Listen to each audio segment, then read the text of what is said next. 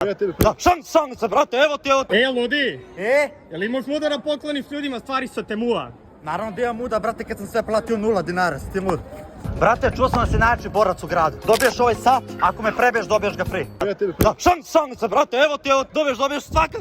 Brate, izvini. Grmi, vaš, pomade ovo. Original dijamanti, brate, original dijamanti.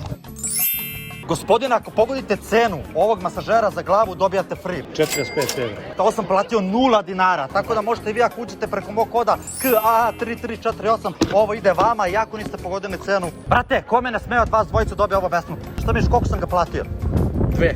Ti? Pa vrati sama i po sama. Znate da sam ovo uzeo besplatno, a možete i vi ako uđete preko mog koda KAA3348. Daj da ga vidim u ruku. Dobar, a? Šta kažeš? Stavim samo šta piše ovdje. Alo bre, Nema veze što su me opljačkali, svakako sam dobio sve besplatno, ako hoćeš i ti, uđi dole na kod